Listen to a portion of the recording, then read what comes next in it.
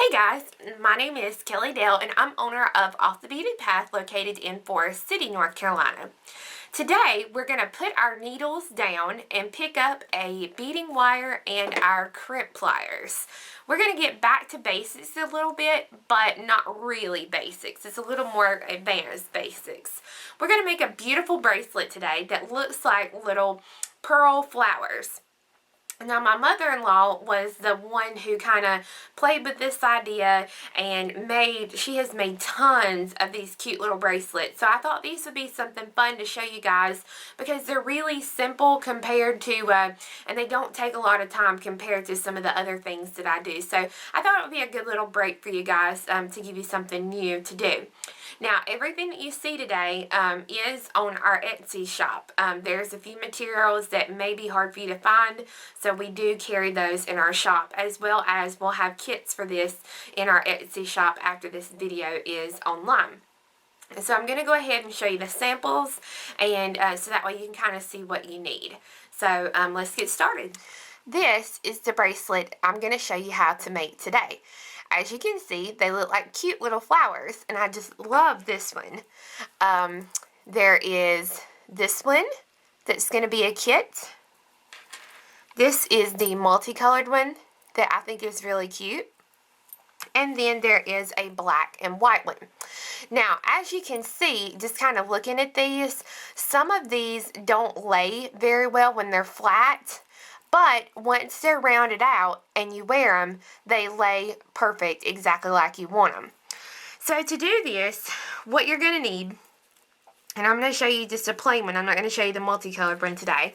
But what you're going to need is a 3-strand slide clasp.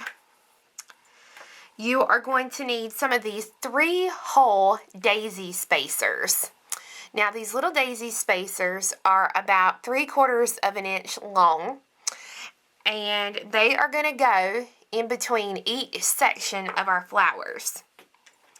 You're going to need some 4mm bicones. The 4mm are basically in our center strand and here along the end. You're going to need 6mm bicones that mainly go around the outer edge. You're going to need 2 colors of a 6mm round bead. You're going to need one for the center of your flowers and one for the actual flower. And then you're going to need crimp tubes, beading wire, and your wire protectors. So, to get started, I'm using 49 strand flex right wire. The more strands that a beading wire has, the better quality, like the more flexible it's going to be, and the less it's going to kink. So, I'm missing my wire protectors. Let me find my wire protectors, guys. Alright, I'm back. Sorry about that. Okay, so the first thing I'm going to do is thread on my crimp tube and my wire protector. So I'm going to go up one hole and then down the other hole. And then I'm going to pick up my 3-hole slide clasp and I'm going to slide the wire through the end hole of the clasp. You want to bring the crimp tube up over both wires and bring it all the way to the top. I'm going to zoom in here so you can see it a little better. There we go. So it's just like this. I'm going to use my crimp pliers and I'm going to put the center of the crimp in the back hole first and press. And it makes a little indentation here. So with that indentation facing outward, I'm going to put the crimp in my front hole and press. Now I'm going to trim my little piece of wire and get it off of there. And now I'm ready to start picking up my beads. So the first thing I'm going to pick up, I'm going to do the outer edges first. So we are going to pick up a 4mm and the end hole of one of your daisy spacers. Then you're going to have a 6mm, 2 6mm in your flower color, and a 6mm bicone and a end hole of a daisy spacer. So that this is what you have so far. Now the flower sections, you're probably going to need between 6 and 7 of these. And I'll show you why. This is, and I'm going to zoom out just a little bit more so you can see.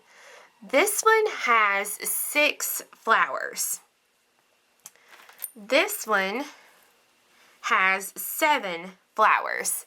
So you can see there is quite a bit of difference here in the size.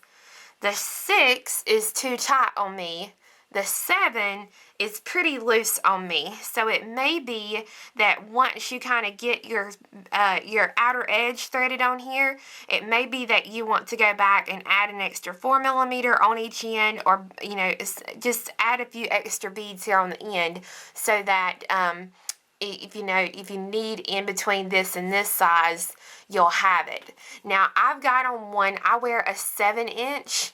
This one is the 7 flowers. I can get 2 fingers under it, but it's nice wearing it because it's almost like a bangle type wear. So you want to repeat this section here, which is the 6mm bicone,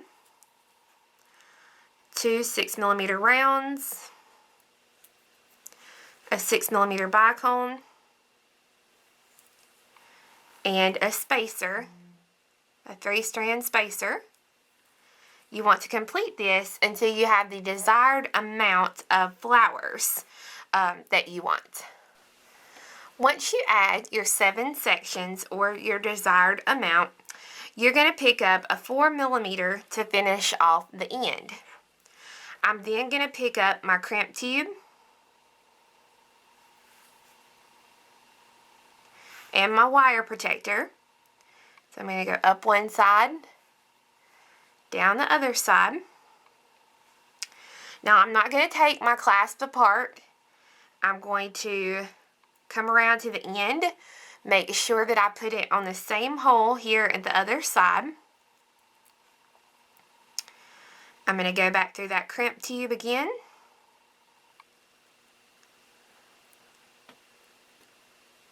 And then I'm going to pull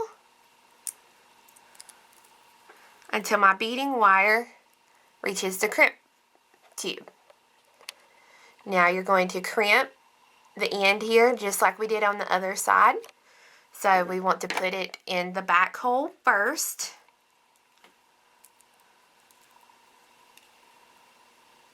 Center it and press. Our little indentation, we want it to face outward. We're going to put the plier or the crimp tube in the front hole of the wire protector, and we're going to press again. Then I'm going to trim my little excess piece of wire here so that I have my first strand completed. Now at this point I am going to take it apart.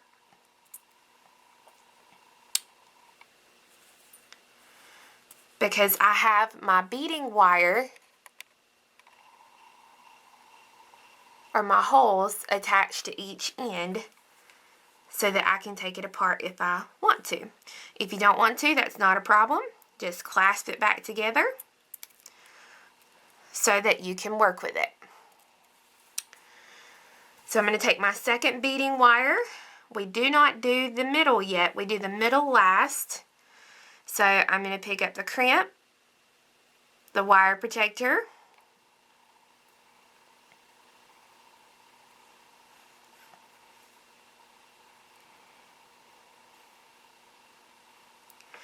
I'm going to go through the third hole. So I'm skipping the middle and going through the third hole here. Let my crimp tube fall down over both threads.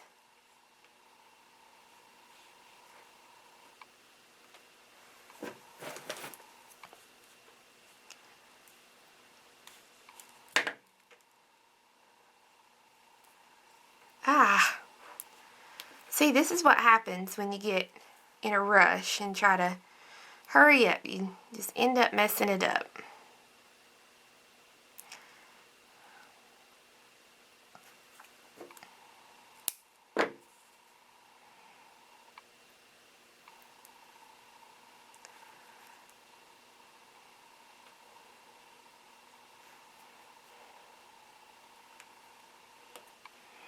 try this again here.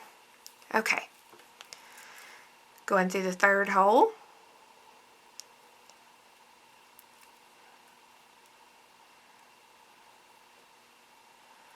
Pull my crimp tube up here. I'm going to put it in the back hole first and press, and then the front hole. Press again. Trim that little tail. Now, this side, we're going to pick up our 4mm, and you want to go through the end hole of the first daisy spacer.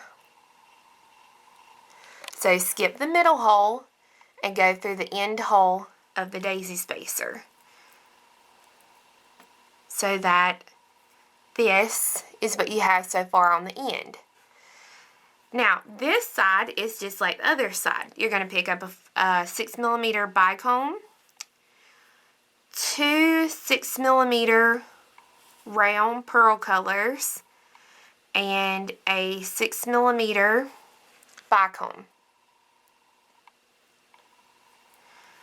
Go through the last hole of the next daisy spacer, so that when you do, that's what it'll look like.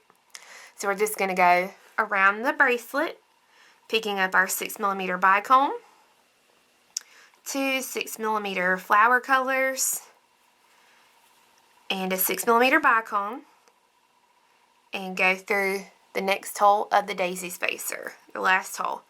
You're going to do that all the way around, and when you get to the end, you'll add your 6mm and crimp it off just like we did at the beginning. Once you have the outside rows completed, then you're ready to complete the bracelet and do the inside. Now, what I've done is I've gone ahead and I've attached my middle wire to the middle loop here. And this one's going to start out just like the others. We're going to pick up a 4mm and go through the middle hole of our first spacer bar. Now, at this point, I'm going to start keeping my flat nose pliers handy, because it's a little harder to get it through the loops, because you've got to, kind of maneuver and get your way through there. So, this one is through the first loop here. Now, this row, I pick up a 4mm, I pick up a 6mm flower color, a 6mm center color, a 6mm flower color, and a 4mm. So 4mm, 6 flower color, 6 middle color, 6 flower color, and 4mm. And we go through the middle hole of the next spacer bar and pull that through, so that now we got our little flower. So you're going to go down through the way, picking up your 4mm, your 6mm flower color, 6mm center color, 6mm flower color, and 4mm, and go through the next spacer bar and pull. And you'll notice as you do this row is going to stick up. And that's exactly what you want, because when you wear it, it'll stick up just like this, so that when you look down on it, it's almost like you have a 3D style flower. So continue adding your beads until you have all your sections added, and then go ahead and put your 4mm on the end and then crimp this in. Once you have the other side finished, this is what your clasp part should look like, and then this is what your bracelet should look like. Now, when you wear the bracelet, it's supposed to be raised up like this. And why is the camera doing that? But it's supposed to be raised up like this to give it a 3D effect. The only thing with this, and I'll go ahead and tell you, if you make these to sell and you put them out like on your table for display, don't let them lay flat like this because you can see how wonky this looks. Be sure to display them in the round or on some kind of bracelet display so that they'll be very pretty and pleasing to the eye to look at. Now, if you want them to lay completely flat like this one does here, you will need to leave a lot of slack here in your beading wire. Like when you actually crimp it, you'll need to use a lot of slack, and do not use the wire protectors if you want them to lay like this. But see, when you wear it, they'll lay flat like this, and they'll lay flat on here. So like I said, if you want to do it like this, you'll do the same thing. You'll do the 2 outside strands first, then the inside strand, but just be sure and leave yourself a good bit of slack there so that they kind of lay down and do their thing. So I hope you guys enjoyed the video, and I hope that you enjoyed taking a break from something that is not as time consuming and that can be done a little quicker. Now, like I said at the beginning of the video, all the products that you need to make this bracelet are available on our Etsy site, or be sure to check your local bead store. Also, check out our Facebook page and become a fan so that you can keep up with our weekly details of what's going on at the shop. So I hope you guys have a wonderful week, and we'll see you again next week. Bye-bye.